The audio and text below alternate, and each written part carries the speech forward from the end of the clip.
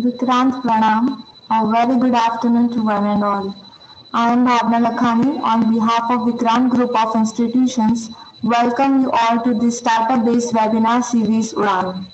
Vikrant College always promotes students to think, innovate and transform themselves and take this world to the new heights. And thus we established Vikrant Incubation Center. Under this incubation center, we are organizing startup idea competition in which you all are invited. Participants can come up with new idea and showcase their creativity. You can present your idea, model or any prototype. The very first exciting prize is funding, which will be given to the best idea or model that will support the near future. The second and third prize is the cash prize of 3,000 and 2,000 rupees respectively. The last date of registration is 26th December 2020. Please register yourself as soon as possible. Don't let go this opportunity. For more information, you can contact to the given number and visit our website mentioned in the poster.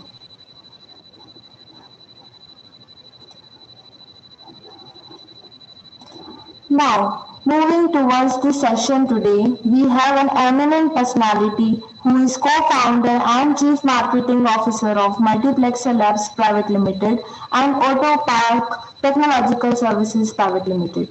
He has done his BTech in Electronics and Communication. Since college days, he, with his friends, started new security company IEE, which was later changed to Multiplexer. He is our speaker of the day, Mr. Abhimanyu Yadav. To welcome him, I would like to invite Dr. Sandeep Shukla, Assistant Managing Director, Vikrant Group of Institutions, who been always supportive for student welfare. He has guided so many students under Incubation Center. It's my privilege to invite Dr. Sandeep Shukla sir to welcome our guest, Mr. Abhimanyu sir. Thank you. Good afternoon, everyone. First of all, I heartily welcome to Mr. Abhimanyu Yadav, sir. And sir, our student is very eager to listen your today's session. That is startup ideas and difficulties in fundraising. I think ये बहुत ही अच्छा topic है sir. बच्चों के पास ideas काफी सारे होते हैं, नई नई चीजें उनको खोजने में बड़ा मजा आता है. उन्हें ये नहीं पता होता है कि उसको स्टार्टअप को मूर्त रूप कैसे देना है, आगे कैसे लेके जाना है, फंड राइज कैसे करना है. मैं आशा करता हूं कि आज के इस सेशन में बच्चे बहुत कुछ चीजें सीखने वाले हैं.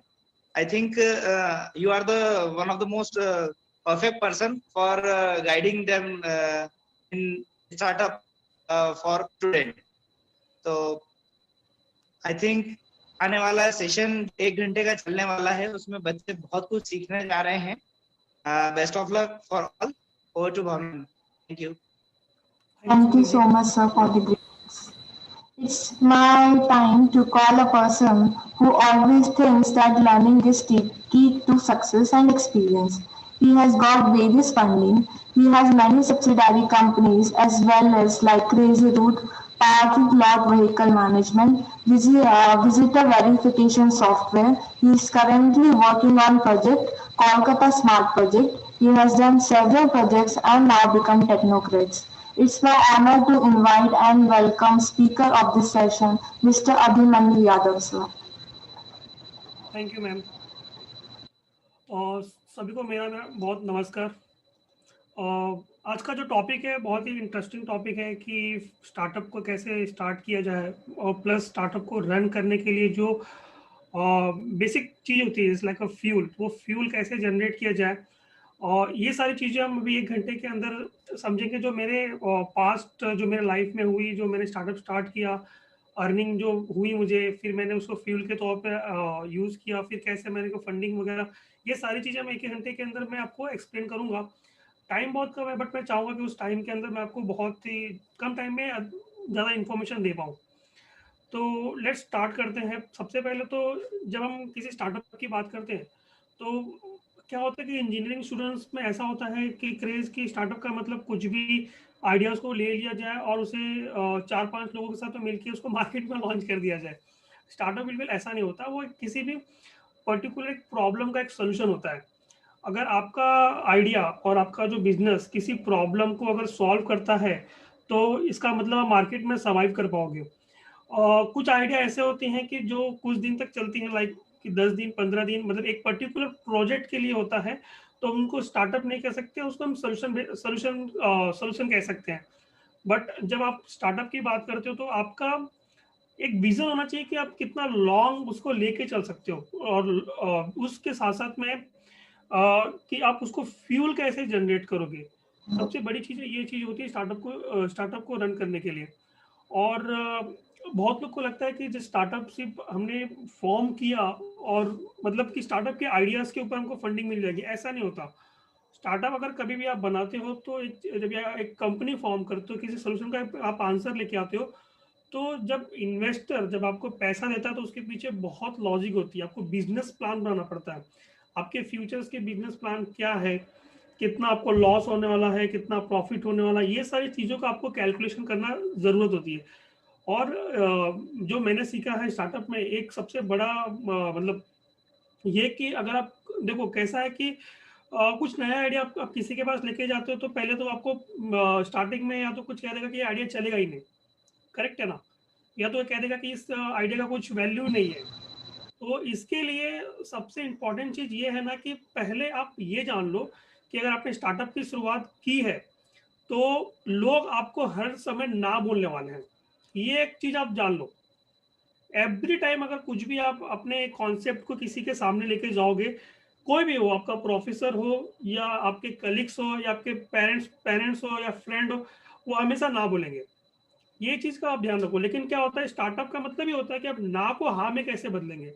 अगर मेरे पास मुझे आप फंड लेने आ रहे हो, मुझसे पैसा मांगने आ रहे हो स्टार्टअप के लिए, आपके आपके आइडियाज़ के लिए, तो सबसे पहले आपके एक माइंड में ये चीज़ होनी चाहिए कि यार मैं उसके पास जा रहा हूँ तो ना बोलने वाला है। वो ना बोलेगा ही बोलेगा, करेक्ट है, ना बोलेगा। लेकिन आपके पास वो कैपेबिलिटी होनी चाहिए कि उसको ना को कैसे हाँ में कन्वर्ट करोगे।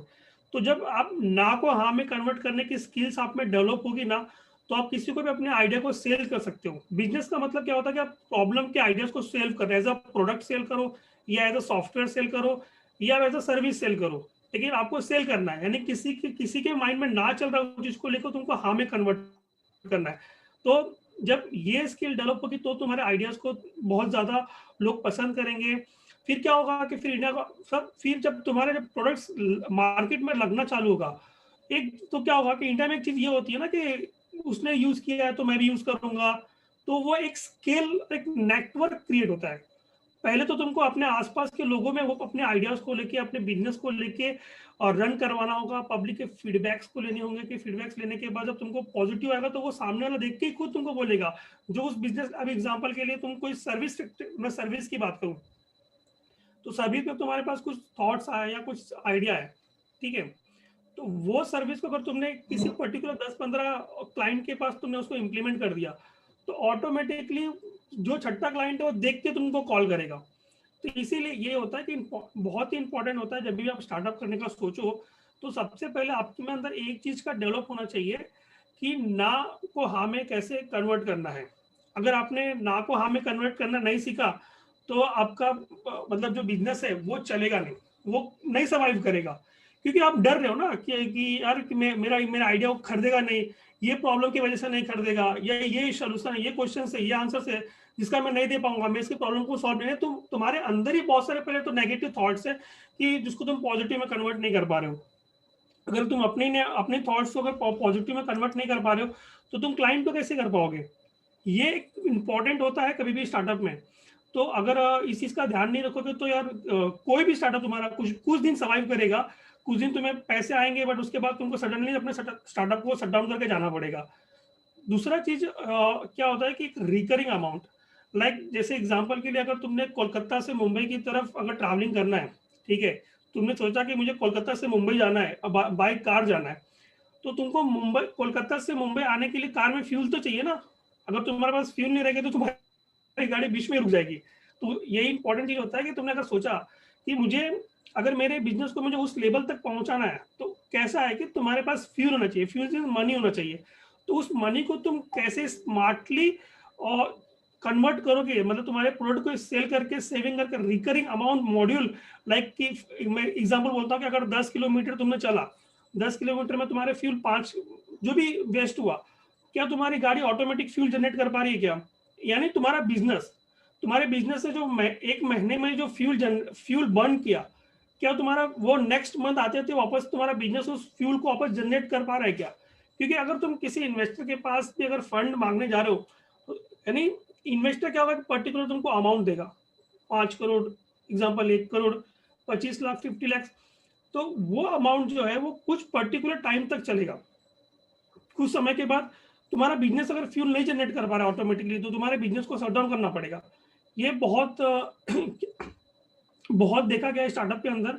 इंडिया में बहुत सारे ऐसे स्टार्टअप है जो चालू में बंद हुए हैं। बहुत हिस्ट्री तुम अगर आप नेट पे गूगल करोगे तो आपको बहुत सारे ऐसे स्टार्टअप के लिस्ट मिल जाएंगे जिन्होंने स्टार्ट किए और बंद किए। रीजन क्या है कि उनकी बिजनेस जो है ना, पहले तो इन्वेस्टर के अमाउंट पे, इन्वेस्टर ने जो उनको पैसे दिए उस अमाउंट को उन्होंने बहुत ही ज्यादा ब्रांडिंग की, मार्केटिंग की, लोगों को लगा कि यार इनका बिजनेस आइडिया बहुत अच्छा चल जाएगा मार्केट में, और बहुत ही फिर सडनली ये आता है कि बैंक करप्ट हो गया, बिजनेस बंद हो रहा है। रीजन कैसा है कि उनके पास फ्यूल नहीं है ना।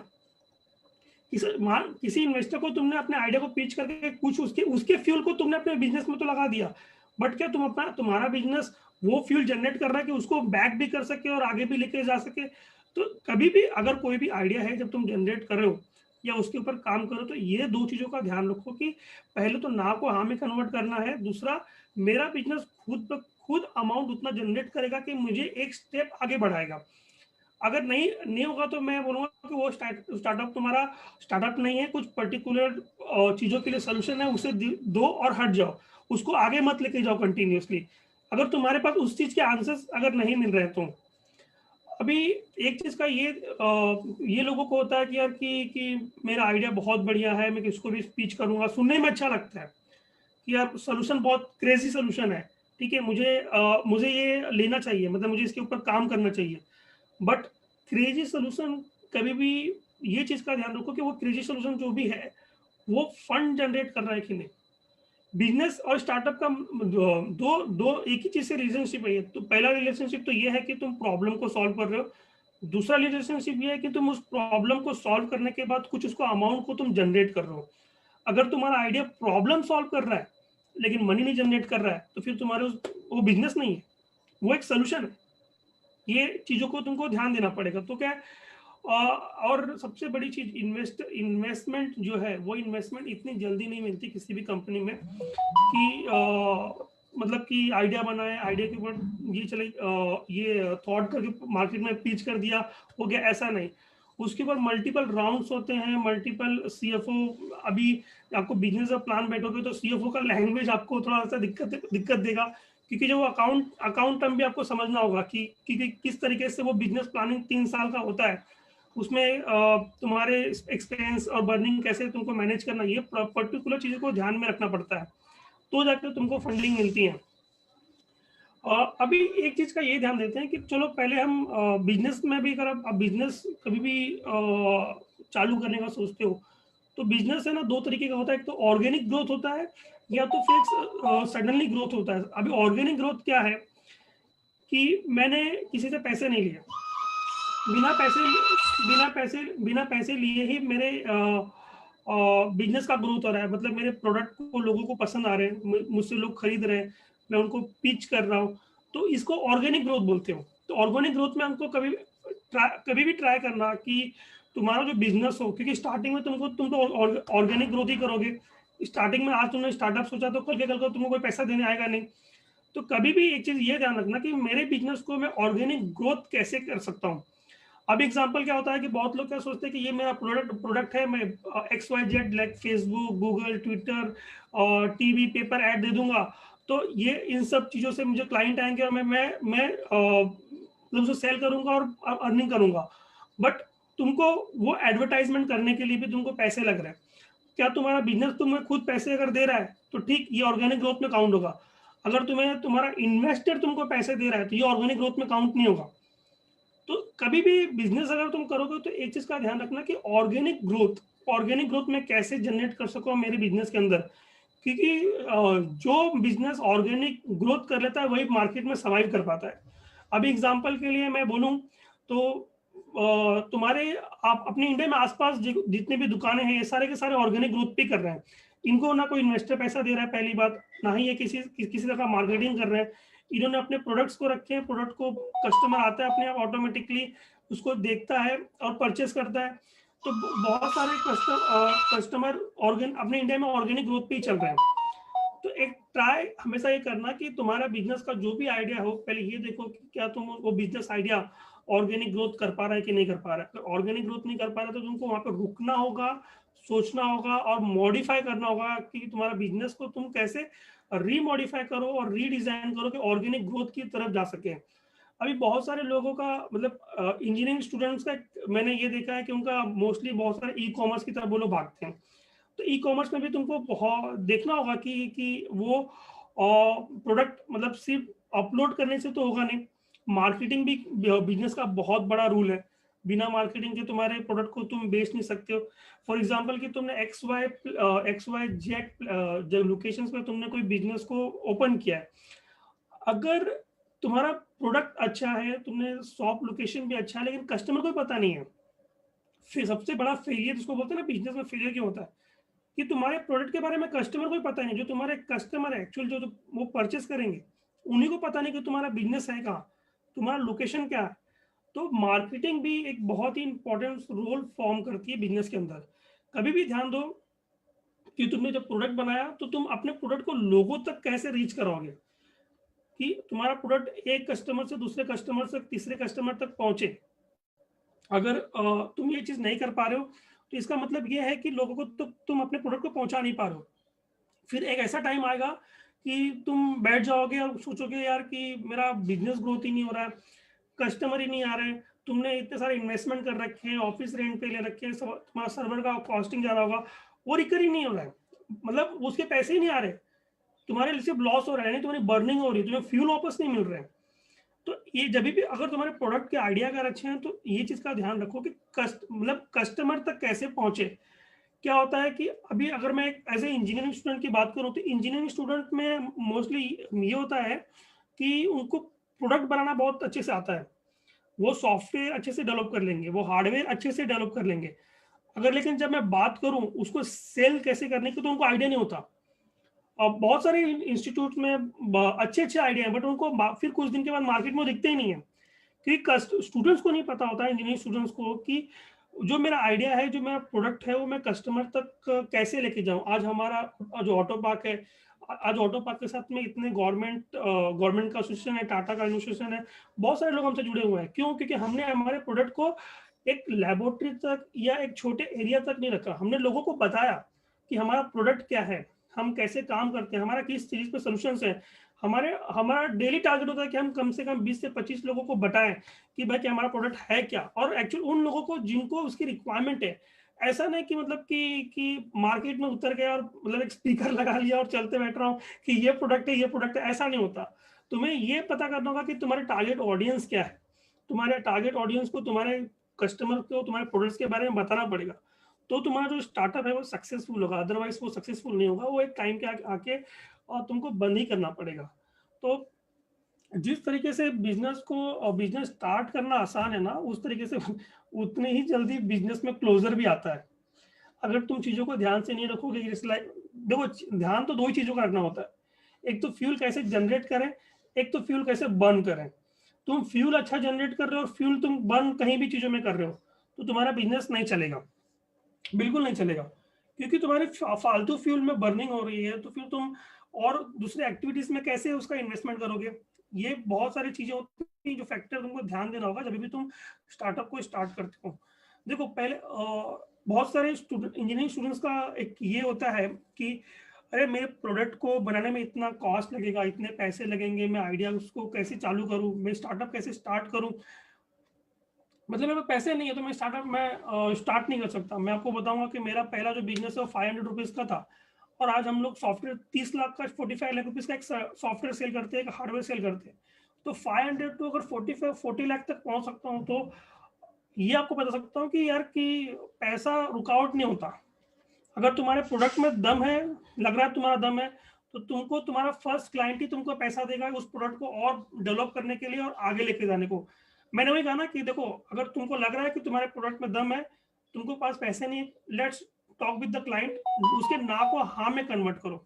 मैंने जैसे ही कहा कि तुम ना को हाँ में नहीं कन्वर्ट कर सकते हो, इसका मतलब तुम प्रोडक्ट को बेच नहीं सकते हो। तो तुम अगर अपने क्लाइंट को बोलोगे कि सर ये प्रोडक्ट है जो आपका ये सोल्यूशन है, बट देखो स्टार्टअप का मतलब हर सबको पता होता है कि अभी इसने बिजनेस स्टार्ट किया है, इसके पास फंड नहीं है, इसको फंड की जरूरत है, ठीक है। क्लाइंट से डायरेक्टली बात करो कि सर मेरे पास फंड नहीं है लेकिन मेरे पास सोल्यूशन है, मैं आपके सोल्यूशन पे अच्छे से वर्क कर सकता हूँ, मैं आपको अच्छा आंसर दे सकता हूँ, बट मुझे XYZ अमाउंट चाहिए इस प्रोडक्ट को डेवलप करने के लिए। तो कस्टमर तुमको खुद ब खुद XYZ अमाउंट देगा, फर्स्ट कस्टमर, जिससे तुम्हारा वो डेवलपमेंट होगा और तुम उसको मार्केट में बूम करोगे। जब मार्केट में तुम बूम करना स्टार्ट करोगे तो तुम नेक्स्ट एक के बाद एक तुम डेवलपमेंट करना स्टार्ट कर दोगे आइडियाज को।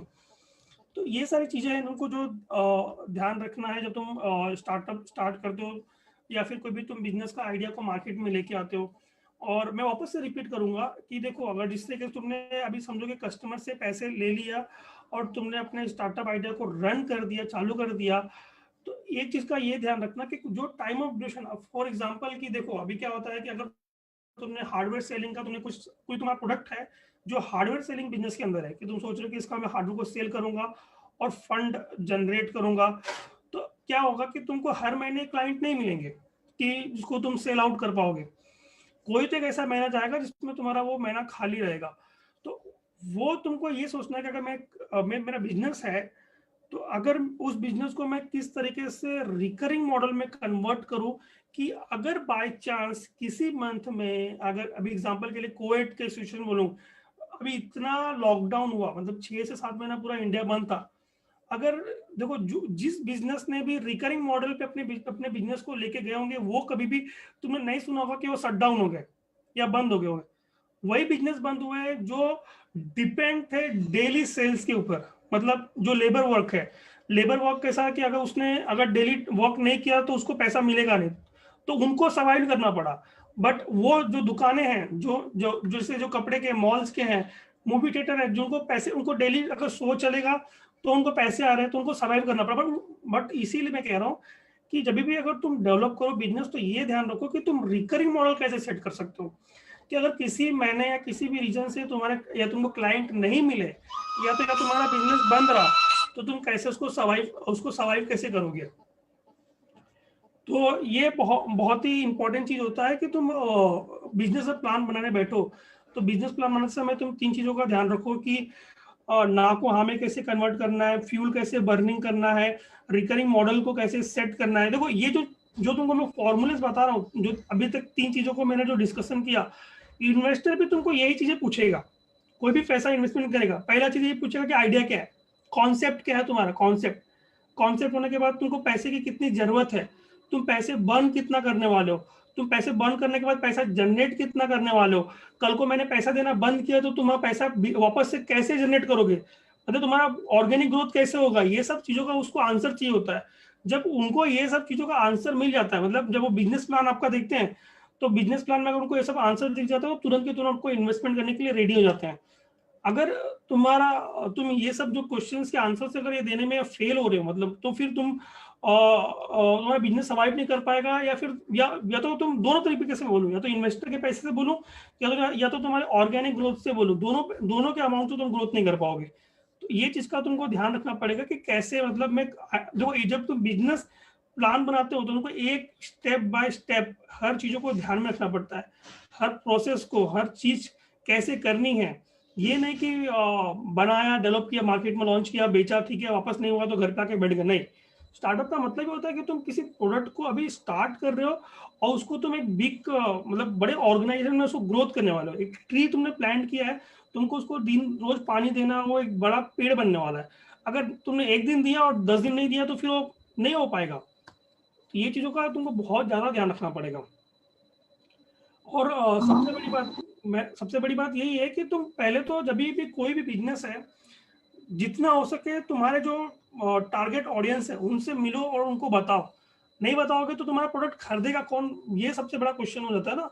कि चलो आज तुमको ये एक दिखा, ये आइडिया कि आसपास के सराउंड में ये 4-5 लोग हैं जो लेने वाले हैं, चलो तुमने वो 4-5 लोगों को दे दिया, तो नेक्स्ट टारगेट ऑडियंस कौन है तुम्हारा? आप समझे? तुमको अगर तुम्हारा टारगेट ऑडियंस ही नहीं मिल पा रहे तो तुम सर्वाइव कैसे करोगे?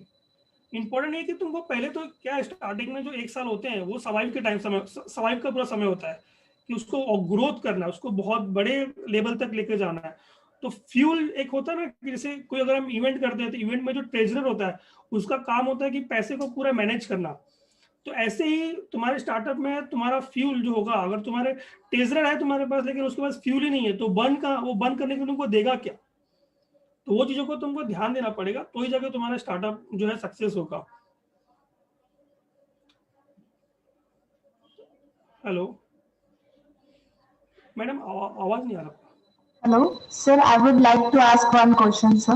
Sir, what was your strategy on before opening your venture, sir? देखिए कैसा है कि सबसे बड़ा स्ट्रैटेजी ये होता है ना कि अगर आप जब बिजनेस स्टार्ट करो तो ये 4 जो क्वेश्चंस हैं, पहले तो आइडिया मार्केट में चलने लायक है कि नहीं। इसका आंसर मिल गया यस कि आइडिया से ग्रोथ हो सकता है, ये बहुत ही अच्छा आइडिया है, ठीक है। मतलब पहले क्वेश्चन का आपको आंसर मिल चुका। अब दूसरा क्वेश्चन ये देखना है कि तुम्हारे आपके टारगेट ऑडियंस कितने हैं, कितने दिन तक मैं सर्वाइव कर सकता हूँ, ठीक है। चलो आपको मालूम पड़ेगा कि पर्टिकुलर ये इतने टाइम से इतने टाइम तक मेरा सर्वाइवल हो सकता है। अब तीसरा ये होता है कि तो आप उस बिजनेस से रिकरिंग मॉडल आप जनरेट कर पा रहे हैं कि नहीं। अच्छा, आप रिकरिंग मॉडल जनरेट हो रहा है मेरा हर महीना, तो फिर आप उसको स्टार्ट कर सकते हो। और फिर फोर्थ ये है कि आपको उसको कस्टमर को एक्वायर करने में आपको खर्चा कितना आ रहा है।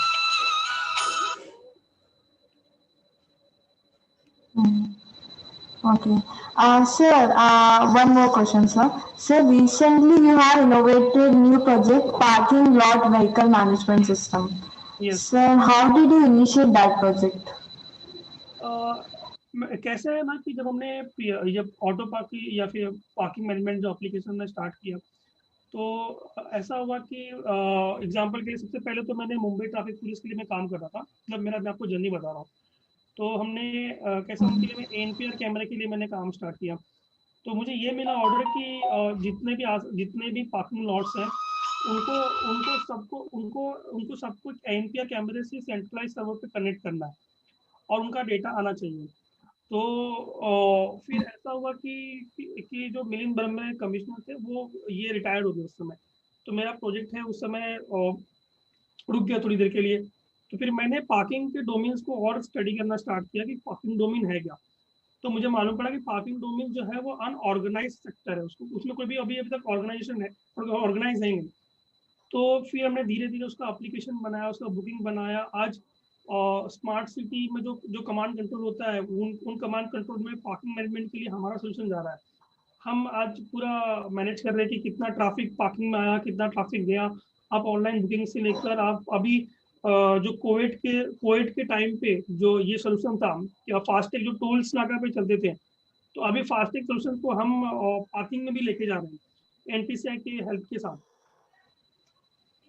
तो उसमें कैसा था कि हमारा, जैसे मैंने आपको कहा कि ये स्टार्टिंग में तो हमने ऑर्गेनिक ग्रोथ की, ठीक है। ऑर्गेनिक ग्रोथ करने के बाद फिर हमको फंडिंग वगैरह सब भी हुई है, कोई दिक्कत नहीं है उसमें। लेकिन वही है कि पहले आपको ऑर्गेनिक ग्रोथ करना बहुत ज़्यादा जरूरी होता है, क्योंकि इन्वेस्टर भी ये देखता है ना कि आपने ऑर्गेनिक ग्रोथ कितना की है।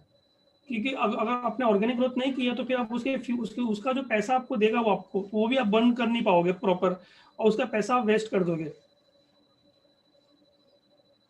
So, but it was really a great initiative. I mean, new concept था parking lot ecosystem का sir. And so recently, I know कि आपने कोलकाता स्मार्ट सिटी प्रोजेक्ट पे काम कर रहे हैं. तो सर आप इसके बारे में ब्रीफ इंट्रोडक्शन देंगे कि कैसे स्मार्ट सिटी पर आपका क्या कंट्रीब्यूशन है? कोलकाता का नहीं देता हूँ मैं भोपाल का देता हूँ। कोलकाता का भी मेरा चल रहा है, तो उसको मैं नहीं ओके भोपाल सर. का आपको बताता हूँ। और भोपाल में कैसा हुआ कि एक सेंट्रलाइज सब अपनी बिल्डिंग होती है, कमांड कंट्रोल सेंटर होता है, ठीक है। तो अभी इसमें यह है कि जो आसपास के जो ट्रैफिक्स है, ठीक है, उनको पता करना होता है कि हमारे पार्किंग लॉट्स कितनी स्पेस खाली है, कितने भरे हैं, कितने एक्वायर्ड हुए। तो जो हमारा सोल्यूशन है automatic auto park integrated command control system, तो ये जितने भी व्हीकल्स अंदर जाते हैं पार्किंग, वो सबको एनपीआर कैमरे के थ्रू काउंट करता है, उनका टिकट जो है ऑटोमेटिक देता है। अगर फास्टैग होगा तो फास्टैग के थ्रू डिटेक्ट हो जाता है। वो हर एक व्हीकल का नंबर प्लेट वाया कैमरे के थ्रू निकाल के हम स्टोर करते हैं, फिर हम कमांड कंट्रोल सेंटर बिल्डिंग में भेजते हैं कि XYZ लोकेशन पे इतनी गाड़ियां आई हुई हैं और इतनी गाड़ियां सेव्ड हैं, अब इतनी गाड़ियां निकल चुकी हैं, ये ट्रैफिक फ्लो है, इतना स्पेस खाली इतने फ्लोर पे। तो ये होगा कि कभी भी अगर फिर नियर बाय जो भी पब्लिक है उसको कुछ बुकिंग करनी है तो आप हमारे एप्लीकेशन के थ्रू बुकिंग कर सकता है। तो इसमें ये है कि अगर कुछ ये है कि अभी समझो कि कोई सिटीज में कोई बड़ा इवेंट ऑर्गेनाइज करना है, तो गवर्नमेंट को ये पता है कि उसके पास फ्लो, ट्रैफिक का फ्लो कैसे राउट करना है और कहाँ पे लेके जाना है, किस पार्किंग को कहाँ पे लेके जाना है, क्योंकि सारा डेटा उनका एक कमांड कंट्रोल सेंटर में आ रहा है। Oh, great sir. सर आपको फंडिंग के लिए क्या स्ट्रगल करना पड़ा था? बहुत फंडिंग तो बहुत I mean sir, you have got so many fundings. Sir एक आगे एक्सपीरियंस शेयर कीजिए ना जिसमें आपको काफी मतलब दिक्कत हुई but at last you finally got that much funding. देखो मेरा पहला फंडिंग जो मेरा फैसल के लिए हुआ था 15 लाख रुपए का, सबसे स्टार्टिंग वाला एकदम छोटा फंडिंग था। तो मैं वो बता रहा हूँ उसका जो फर्स्ट एक्सपीरियंस बता रहा हूँ कि जो हुआ था, उसमें ऐसा हुआ था कि हमको तो पहले अप्रोच करना कि मतलब कि लोगों के पास पहुंचना कि ये आइडियाज के लिए हमको ये फंड चाहिए, XYZ अमाउंट चाहिए। तो जस्ट लाइक कि बहुत सारे जो एंजल इन्वेस्टर्स होते हैं वो तो वो अपना ही प्रोडक्ट आप पे बेचने को चालू कर देते हैं। एंजल इन्वेस्टर आपकी बात करेंगे तो वो कहेंगे कि आप हमारी सर्विस ले लो, 25,000 रुपये हमारा ये है महीने का। या फिर कुछ ऐसे एंजल इन्वेस्टर आएंगे, आपको बोलेंगे कि आप मुझे जब मैं आपको इन्वेस्टमेंट दिलाऊंगा तो 3 से 4% का मुझे वो चाहिए, पैसा चाहिए। तो जो एंजल इन्वेस्टर आपको फंडिंग दिलाने की जगह में वो अपने प्रोडक्ट ही आपको सेल करना चालू कर देते हैं। तो वो आपके लिए मतलब मैं इसलिए बता रहा हूँ क्योंकि बहुत सारे स्टूडेंट्स अभी उस समय से गुजरेंगे, दौर से गुजरेंगे जहाँ पे एंजल इन्वेस्टर को अपने प्रोडक्ट बेचना स्टार्ट करेंगे। तो उस चीज़ों पे ध्यान में देखते हुए आपको ये देखना होगा कि पहले तो जो इन्वेस्टर है उन तक अपने पिच को पहुंचाना, जो आपका डेक होता है। देखिए क्या होता है, दो डेक होता है। पहली बात तो एक तो होता है जो प्रोडक्ट डेक होता है जिसमें एक्सप्लेनेशन होता है कि आपका प्रोडक्ट है क्या, ठीक है। दूसरा होता है पिच डेक। पिच डेक में क्या होता है ना कि उसमें आपकी पूरी की पूरी प्रोडक्ट के बारे में साथ साथ में आपका पूरा अजम्पशन मेंशन होता है कि आपके मार्केट रेट क्या है, मार्केट वैल्यू क्या है, ग्रोथ क्या चल रहा है, ठीक है। आप किस टाइम पे कितने आप मतलब आप ये सोच रहे हो कि मुझे इतने फंड मिलेंगे तो इतने लेवल तक इतने समय पहुंचूंगा, तो वो सारा का सारा उसके अंदर मेंशन होता है आपके पिच डेक के अंदर। तो अभी क्या था, बहुत सारे लोगों को ना कंफ्यूजन रहता है। बहुत सारे लोग क्या करते हैं कि एक सिंगल डेक होता है, वही सिंगल डेक को समझते हैं ये हमारा पिच डेक भी है, ये हमारा प्रोडक्ट डेक भी है। बट प्रोडक्ट डेक अलग होता है, पिच डेक अलग होता है, वो आपको इन्वेस्टर तक लेके जाना पड़ता है। तो इन्वेस्टर जब आपके पिच डेक को देखता है तो फिर जब देखने के बाद क्या होता है कि एक डिसीजन मेकर अलग होता है और इन्वेस्टमेंट का डिसीजन लेने वाला अलग होता है। फिर आपके उनके CFO के साथ में बहुत सारे राउंड्स चलते हैं, क्रॉस क्वेश्चन होते हैं कि आपने ये जो अजम्पशन लिया, क्योंकि कैसा होता है पिच डेक का मतलब ही होता है कि अजम्पशन, कि मैं ये अजम्पशन कर रहा हूँ कि इतना पैसा मिलेगा तो ये चीज होगा, ये चीज होने के बाद मुझे इतना मैं पैसा जनरेट करूंगा। तो सीएफओ आपको आपके पूरे के अजम्पशन के ऊपर क्वेश्चंस करते हैं बहुत सारे। मैं सिंपल क्वेश्चन ये है कि मैं भी किसी को मेरा पैसा अगर दूंगा, यानी एग्जांपल के लिए मैं आपको ही देता हूँ, तो आप भी मैं आपसे भी 10 क्वेश्चन करूंगा ना कि आप अगर ये समझो कि पैसे नहीं आ रहे, अभी फॉर एग्जांपल के लिए पेरेंट ही अगर अपने चाइल्ड को पैसे देते तो पूछते हैं कि भाई अगर तू नहीं कर पाएगा तो क्या होगा। तो उस तरीके से सीएफओ भी आपको बहुत सारे प्लस माइनस क्वेश्चन पूछेगा, और उसके अगर आपने आंसर दे दिए, मतलब जो आपने अजम्पशन किया और उसके कैलकुलेशन में राइट बैठ गए, तो आपको इन्वेस्टमेंट मिल जाएगी। अदरवाइज आप पिच डेक बनाते बैठेंगे, आपको कुछ भी फंड वगैरह मिलेगा नहीं। सर बेसिकली आप बीटेक है इलेक्ट्रॉनिक्स एंड कम्युनिकेशन से। सर आपने कैंपस यस सर, सर आपने कैंपस ऑप्ट करने का नहीं सोचा, मतलब how did you get motivation to start any venture और स्टार्टअप के लिए? मैडम एक्चुअली मैं इसमें लकी हूँ मेरे कैंपस को लेके, ठीक है, क्योंकि फर्स्ट ईयर से ही मेरा कैंपस, आई थिंक मेरा कैंपस मुझे बहुत सपोर्टिव था। फर्स्ट ईयर से ही मुझे सपोर्ट मिल गया, मतलब फर्स्ट ईयर से जितना जो हमारे स्टाफ थे और उन्होंने मुझे मतलब मोटिवेट किए, और मतलब हर बार मुझे स्टार्टअप मीटिंग्स में लेके जाना या फिर कोई इन्वेस्टर्स आना तो उनसे मिलवाना, तो लर्निंग प्रोसेस वहाँ से मतलब स्टार्ट हुआ। तो फिर धीरे धीरे करके पूरा आज इस पोजीशन पे आके बैठा हूँ। तो कैंपस जो है ना वो बहुत ज़्यादा हेल्प करता है स्टूडेंट्स को, मतलब मेरे किस्मत तो मुझे किया हुआ है, अभी दूसरों के मैं नहीं बता पाऊंगा। Sir we have also incubation centre and innovation cell sir, हम लोग भी स्टूडेंट्स को मोटिवेट करते हैं and we have so many students under incubation centre. Participant would like to ask any question? अगर किसी पार्टिसिपेंट को कोई क्वेश्चन पूछना हो सर से तो वो पूछ सकते हैं।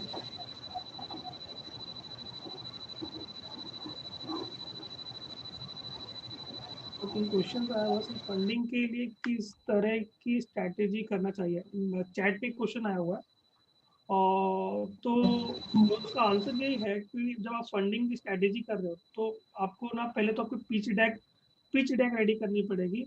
अभी बहुत सारे लोगों को पिच डेक में बताता हूँ, कुछ लोगों को पता नहीं होगा पिच डेक क्या होता है, कि उसमें बेसिकली ये मेंशन होता है कि आपके कितने शेयर होल्डर्स हैं, आपकी बिजनेस प्लानिंग क्या है, आपका फ्यूचर ग्रोथ कैसा है, आपको फ्यूचर ग्रोथ करने के लिए कितने पैसे की जरूरत पड़ेगी और उस पैसे को कितना बर्न करोगे, ठीक है। उसके उसके वो सारे उस पिच डेक के अंदर मेंशन होते हैं। वो क्या होगा कि आपको पिच डेक प्रिपेयर करना होगा, प्लस आपको अपने पिच डेक के अंदर जो करंट मार्केट सिनारियो है और दूसरे को जो बिजनेस है उससे कंपेयर करके एक पूरा प्रॉपर डॉक्यूमेंट बना के फिर आपको जो इन्वेस्टर लगते हैं या फिर जो एंजल इन्वेस्टर लगते हैं या फिर कोई लग रहा है कि आप इसलिए फंडिंग कर सकता है, तो उस तक अपने पिच डेक को पहुंचाना पड़ेगा आपको। फिर उनसे डिस्कशन करना पड़ेगा, डिस्कशन राउंड होता है। अभी देखो एंजल इन्वेस्टर्स क्या होते हैं, इनके पास इन्वेस्टर्स के कॉन्टेक्ट होते हैं, तो ये लोग यही काम करते हैं कि आपके पिच डेक को लेते हैं, आपके पिच डेक में कंपेयर करते हैं, कुछ मॉडिफिकेशन करते हैं अगर उनको जरूरत लगा तो, और आप फिर वो डेक्स को उन इन्वेस्टर तक पहुंचाने का काम स्टार्ट कर देते हैं। जब कोई एक इन्वेस्टर आपकी पिच डेक को देखता है, फिर वो उन्हें अच्छा लगता है तो फिर आपकी मीटिंग राउंड चालू होती है। मीटिंग राउंड करने के बाद फिर सीएफओ राउंड वगैरह ये सब बहुत सारे राउंड्स हैं, वो क्लियर होते हैं, फिर आपको फंडिंग मिल जाती है।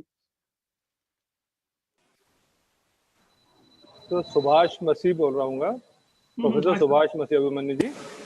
आपने सही बात बताई, हमारे स्टूडेंट्स ये चीज पे इंफॉर्मेशन समझना चाहेंगे कि एक आइडिया तो आ गया उनके पास, बट नाउ व्हाट नेक्स्ट, उस आइडिया को लेके कहाँ जाएं। हम उनको ही बता रहे हैं कि विक्रांत इंक्यूबेशन सेंटर जो है हमारा, हम उनको यहाँ उस आइडिया को ब्रूड करने को प्रमोट करने का ऑप्शन दे रहे हैं। तो ये जो आपने पिच डेक बताया, आई थिंक ये सेकंड स्टेप रहेगा हमारा। करेक्ट, हाँ। आइडिया स्टूडेंट के पास है तो व्हाट नेक्स्ट, वो आपसे जानना चाहेंगे। सर अगर आइडिया अभी स्टूडेंट्स के पास आ गया तो सबसे पहले तो नेक्स्ट जो चीज होती है उसको इम्प्लीमेंट करना। एक होता है कि डिस्कवर करना, मैंने उस आइडिया को डिस्कवर कर लिया, ठीक है। डिस्कवर करने के बाद होता है कि उस आइडिया को इन्वेंट करना।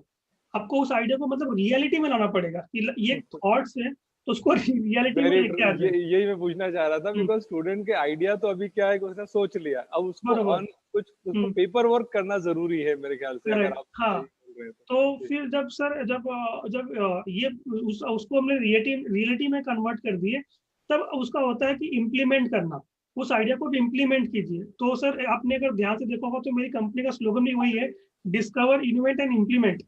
मतलब पहले आप डिस्कवर कीजिए, फिर इन्वेंट कीजिए, फिर इम्प्लीमेंट कीजिए। जब आप अपने इम्प्लीमेंट करना स्टार्ट कर दिया तो आप उसको पिच डेक में कन्वर्ट कीजिए, फिर इन्वेस्टर्स को मिलना स्टार्ट कर दीजिए। तो इन्वेस्टर भी ये देखता है ना कि कहाँ कहाँ आपने इसको इम्प्लीमेंट किया है, उसका फीडबैक क्या है। फॉर एग्जाम्पल कि सर कल को मैं आपके पास भी आऊंगा तो आप मुझसे यही पूछोगे कि आपने कहाँ कहाँ इसको इम्प्लीमेंट किया, उसका स्ट्रैटेजी क्या है, कस्टमर का फीडबैक क्या है।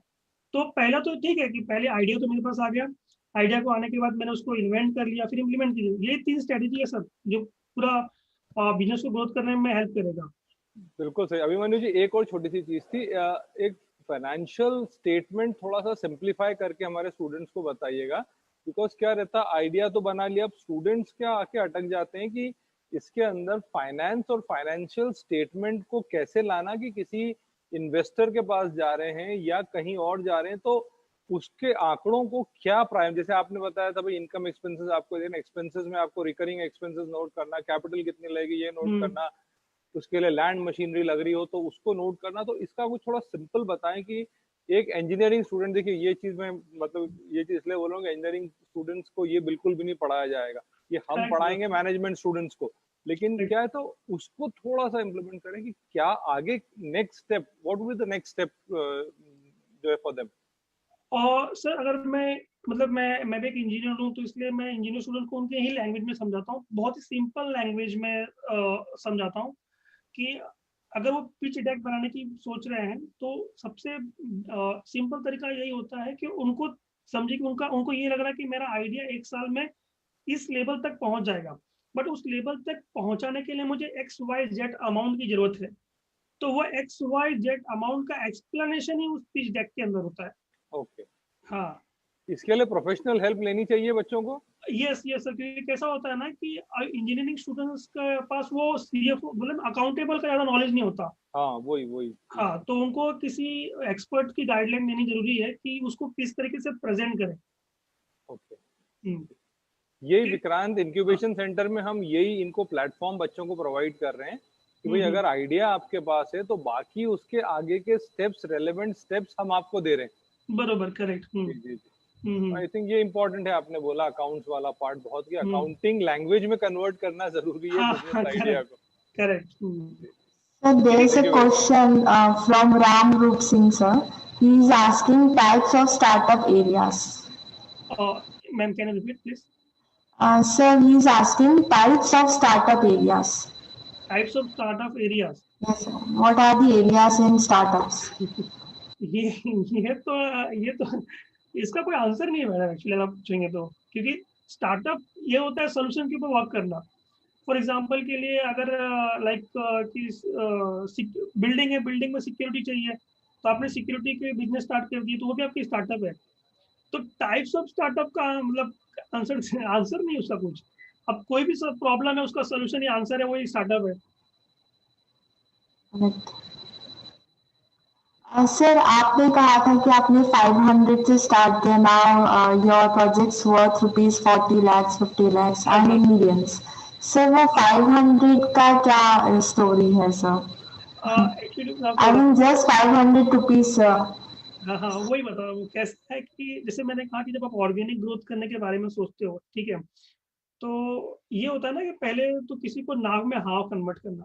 जो मेरा फर्स्ट क्लाइंट था, मुझे पहले ये था कि नेक्स्ट क्लाइंट को बताने के लिए कि मैंने ये काम किया, तो मुझे वो ऑर्डर मिलना जरूरी था। करेक्ट है। तो मैंने उसको ये कहा कि चलो मुझे लॉस में ही मैं आपका ये काम 500 में कर दूंगा, लेकिन कर दूंगा, मुझे ये ऑर्डर दो, ताकि मैं नेक्स्ट लोगों को ये दिखा सकूं कि मैंने ये काम किया है। तो अब उसके वजह से ये हुआ कि जब मैंने वो वर्क जब नेक्स्ट पर्सन को दिखाया, तो मैं उसमें उसको 500 तो नहीं मांगूंगा, क्योंकि मेरे पास एक्सपीरियंस है, मेरे पास नॉलेज है, मेरे पास कस्टमर है, मेरे पास फीडबैक है। तो फिर मैं डिमांड कर सकता हूँ ना। तो पहले ये होता है कि फर्स्ट बिजनेस में एक कस्टमर को लाने के लिए आप लॉस भी हो रहा है, तो लॉस को कंसीडर कीजिए, लेकिन उसको पहले कस्टमर बनाइए, कि तो वो फीडबैक लेना उससे। Right, sir. Anyone would like to ask any question?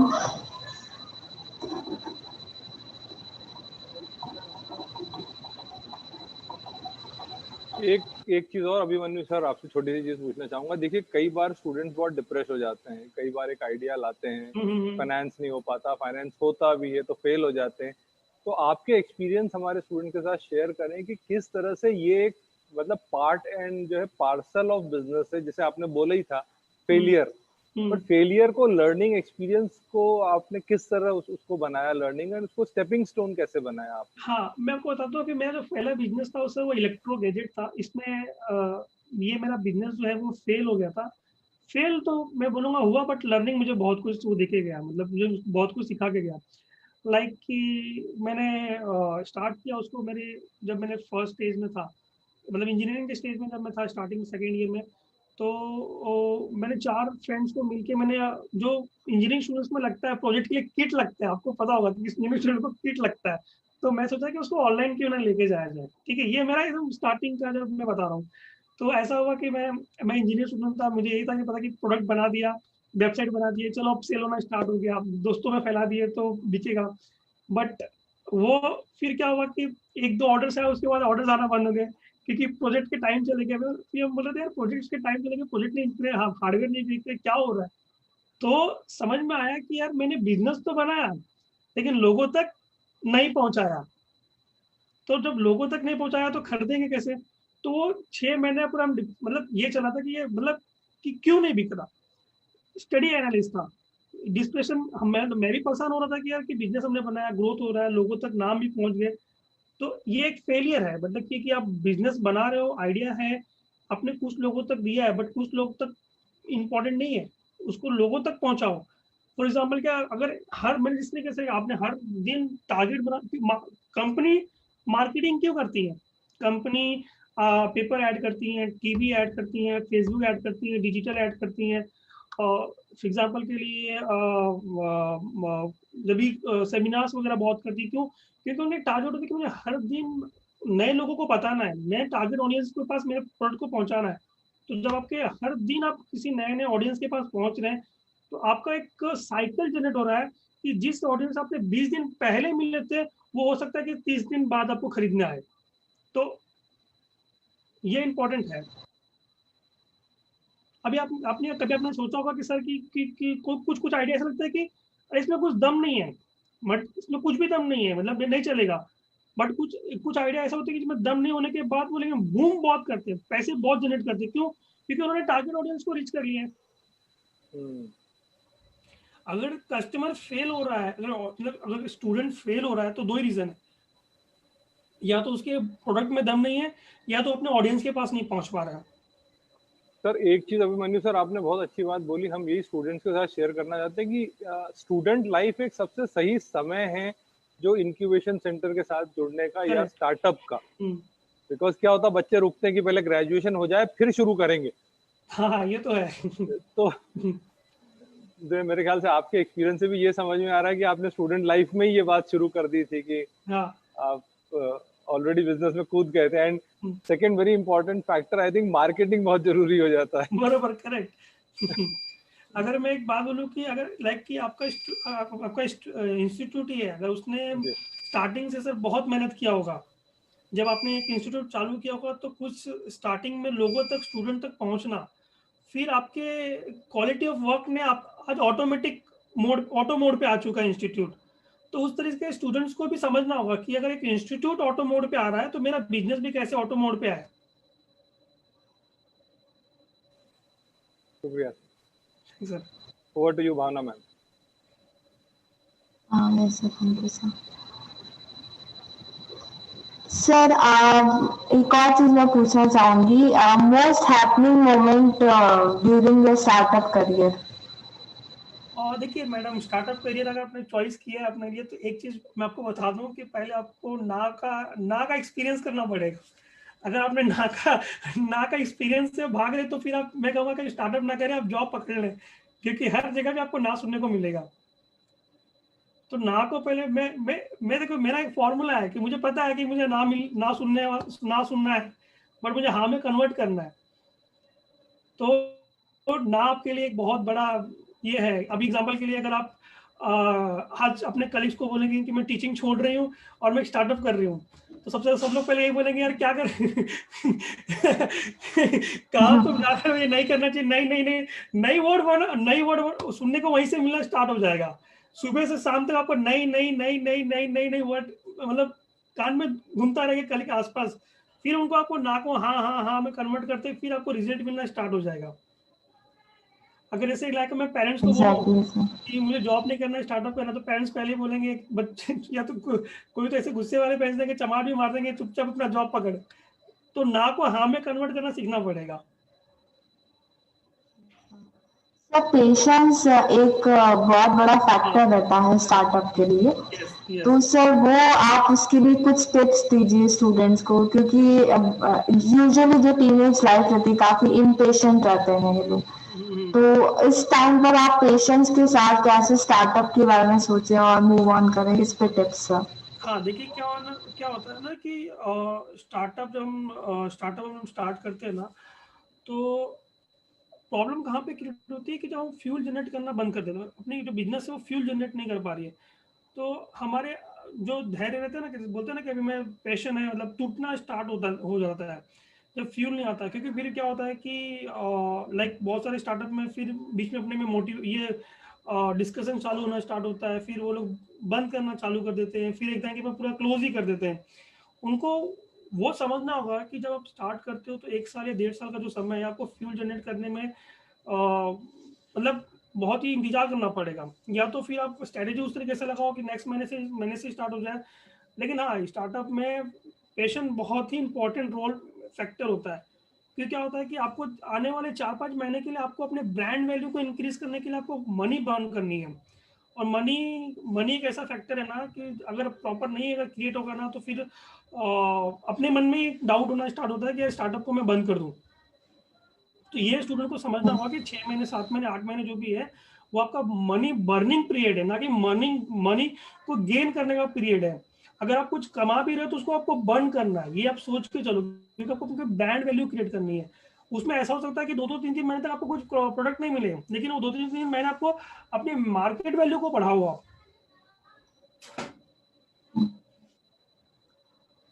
Any participant would like to ask any question?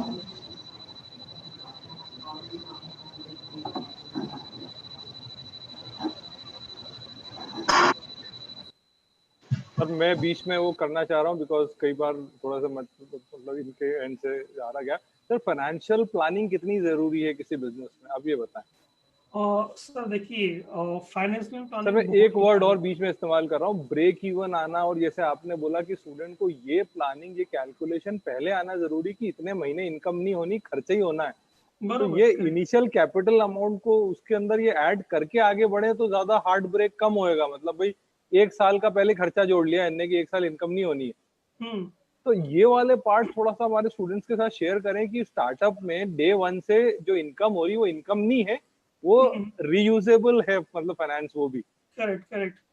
तो सर मैं आपको एकदम इनको सिंपल लैंग्वेज में एक्सप्लेन करूंगा। क्योंकि जब आप इन्वेस्टर्स को आप बोलते हो कि मुझे इतना अमाउंट चाहिए, मतलब पिच डेक में आप एक्सप्लेन करते हो, तो आप अपनी खर्चे नहीं मांग रहे हो उनसे। आप अपने ये मतलब अपनी पर्सनल सैलरी नहीं मांग रहे हो।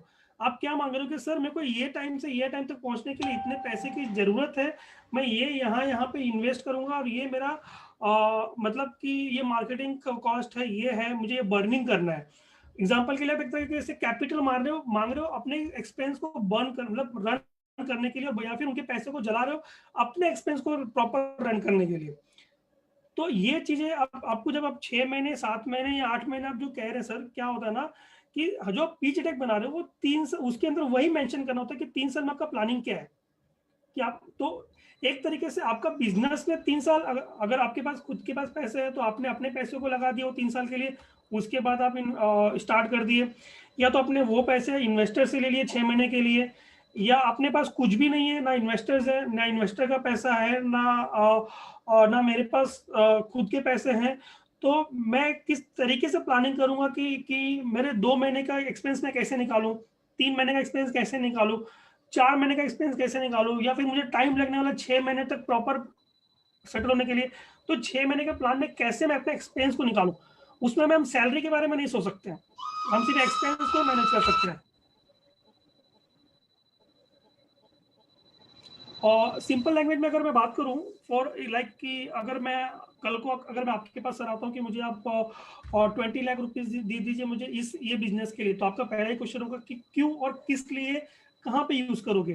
तो मैं कहूँगा कि सर मुझे 4 एम्प्लॉयज चाहिए, मेरे 4 एम्प्लॉयज के ये 6 महीने के खर्चे ये आएंगे, मेरी मार्केटिंग स्ट्रेटेजी है, मैं यहाँ इन्वेस्टमेंट करूंगा, उसके बाद ये मेरा प्रोडक्शन कॉस्ट है, मैं ऐसा इन्वेस्टमेंट करूंगा, फिर ये मेरे मार्केटिंग से ये क्लाइंट आएंगे, तो वो 12 lakh rupees multiply by 2x होगा या 3x होगा वो। लेकिन 6 महीने, अब इन्वेस्टर के भी क्या करेगा, 6 महीने तक का वेट करेगा। लाइक आप भी वेट करोगे, 6 महीने के बाद मैंने अभिमन्यु को 20 लाख रुपीस दिया, 6 महीने के बाद मैं 25 लाख रुपीस लूंगा। तो इस तरीके से वो इन्वेस्टर भी यही सोचता है।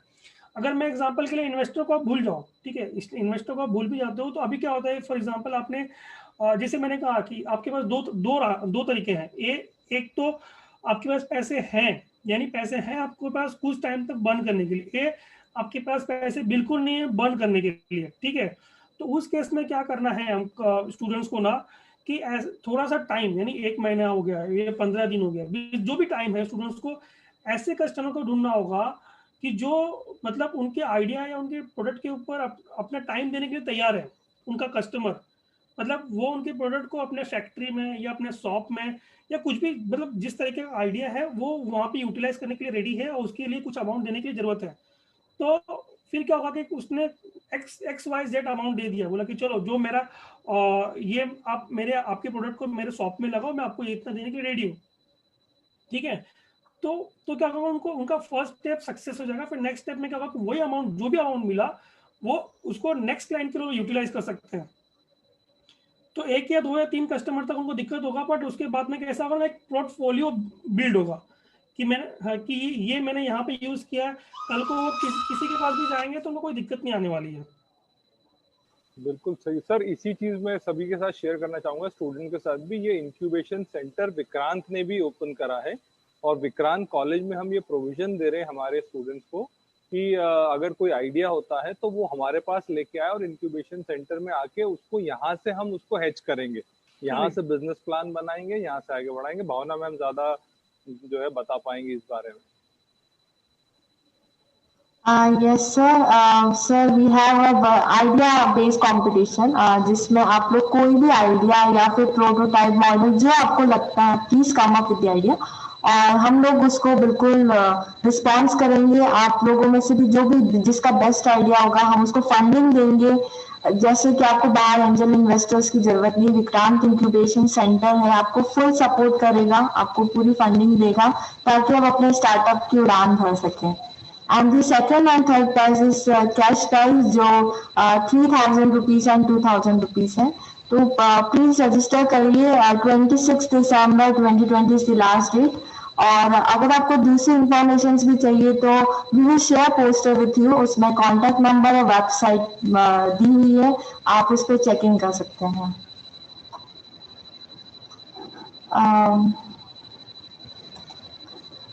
Thank you so much, Abhimanyu sir. So it was really informative session. So now I would like to invite Professor Jitendra Singh Dodia sir, Principal Vikrant Group of Institutions, to give vote of thanks to Abhimanyu sir.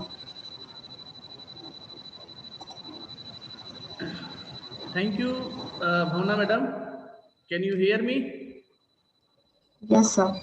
Yeah, good afternoon and Vikrant Pranam to all. It's my privilege to have been asked to propose a vote of thanks on this occasion. So on behalf of Vikrant Group of Institutions, the organizing team, and my own behalf, I would like to extend a very big thanks to our today's eminent speaker, Mr. Abhimanyu Yadav sir. Thank you, Abhimanyu sir. You blessed us with your presence and took out a valuable time for your busy schedule. I must mention our deep sense of appreciation for this session. Also, I would like to extend our gratitude and special thanks to the top management for inspiring us for such kind of events. And I heartily congratulate to the organizing team for their successful organization of this event, especially Dr. Mamta Meena, moderator of this event, Professor Subhash Masi, Professor Bhavna Lakhani, who is hosting this complete event, and Mr. Abhishek Misra for the technical support.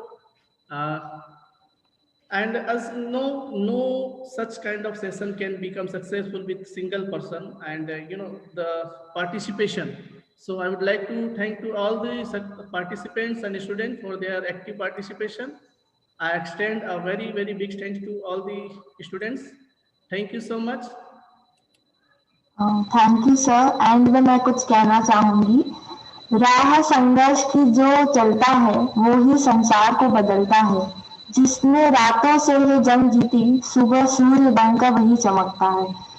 See you all for the next time. Stay tuned with us for the next session dated on 26th November 2020 from 2 to 3 p.m. by Ms. Bindu Patel. Thank you all for stay tuned with us. Thank you.